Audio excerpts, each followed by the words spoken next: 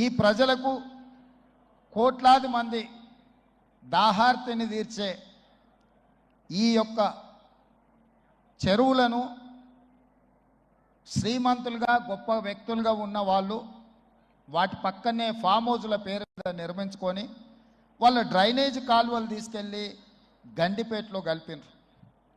నేను ఇక్కడ వేదిక మీద ఉన్న పెద్దలతో పాటు ఇక్కడ వచ్చిన భక్తులను నేను ఒకటే మాట అడగదలుచుకున్నా. ఇవాళ వాళ్ళ విలాసవంతమైన జీవితం కోసం నిర్మించుకున్న ఫామ్ హౌజులలో నుంచి వచ్చే డ్రైనేజ్ గండిపేటలో హిమాయత్ సాగర్ తాగునీటిలో కలిపితే ఆ నీళ్లు హైదరాబాదు నగరానికి తాగడానికి సరఫరా చేస్తుంటే వాళ్ళు నిర్మించిన అక్రమ నిర్మాణాలను వదిలేస్తే ఇక నేను ప్రజాప్రతినిధిగా విఫలమైనట్ట కాదా మీరు ఒక్కసారి ఆలోచన చేయండి. అందుకే ఒత్తిడి వచ్చినా మిత్రులకు ఫామ్ హౌజులు ఉన్నా ఏవి వదలకుండా హైడ్రా అనే ఒక సంస్థను ఏర్పాటు చేసి తెలియకుంటేనే ప్రజాప్రతినిధులం కొన్ని మన దినచర్యల్లో భాగంగా కొన్ని తప్పిదాలు చేస్తుంటాం. తప్పులు తెలవకుంటేనే కొన్ని తప్పులు జరిగిపోతుంటాయి. మరి ఆ ఖాతాను సవరించుకోవడానికి ఆ బ్యాలెన్స్ షీట్ను సవరించుకోవడానికి తెలిసి కొన్ని మంచి పనులు చేయాలని నేను ప్రగాఢంగా విశ్వసిస్తున్నా, నమ్ముతున్నా. ఆ తెలిసి చెయ్యాలనుకుంటున్న మంచి పనుల్లో భాగము ఈ చెరువులను చెరబట్టిన వాళ్ళ నుంచి విముక్తి కలిగించాలన్న ఏకైక లక్ష్యంతోనే ఈరోజు చెరువులను ఆక్రమించుకున్న వాళ్ళను ఎవరిని వదలకుండా ఉక్కు పాదంతో అణిచివేయాలన్న ఆలోచన, అందులో నిర్మాణాలను ఏ ఒత్తిడి వచ్చినా వెనక్కి తక్కకుండా తొలగించాలన్న ఆలోచనతోనే ఈరోజు ఈ చెరువులలో ఉన్న అక్రమ కట్టడాలను కూలగొడుతున్నాము.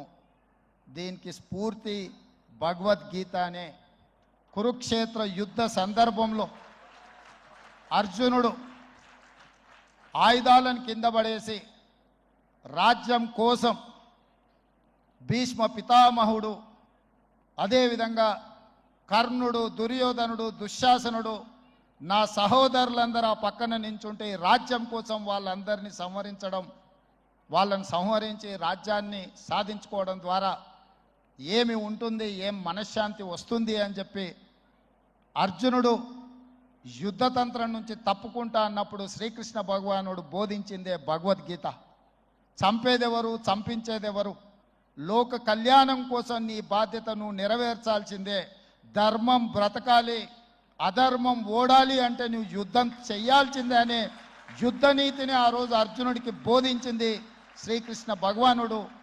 ఇవాళ ఆ శ్రీకృష్ణ భగవానుడి బోధనానుసారమే ఈరోజు ఈ చెరువులను కాపాడే కార్యక్రమాన్ని నేను తీసుకుంటున్నా. నాకు తెలుసు ఈ చెరువులలో నిర్మాణమైన విలాసవంతమైన ఫామ్ హౌజులు ప్రభుత్వాన్ని ప్రభావితం చేయగలిగిన స్థానాలలో ఉన్న చాలామంది వ్యక్తులు ఉన్నారు.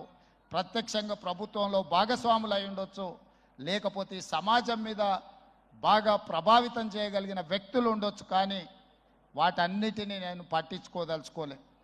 ఇది భవిష్యత్ తరాలకు, ఇది రాజకీయాలకు సంబంధం లేదు. నేను స్పష్టంగా చెప్పదలుచుకున్నా.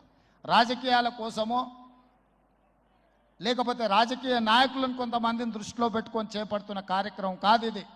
భవిష్యత్ తరాలకు, మన పిల్లలకు, వాళ్ళ పిల్లలకు వారసత్వంగా మనం అందించే సంపద ఈ సరస్సులు, ఈ నదులు, లేకపోతే ఈ రోజున్న ఈ చెరువులు.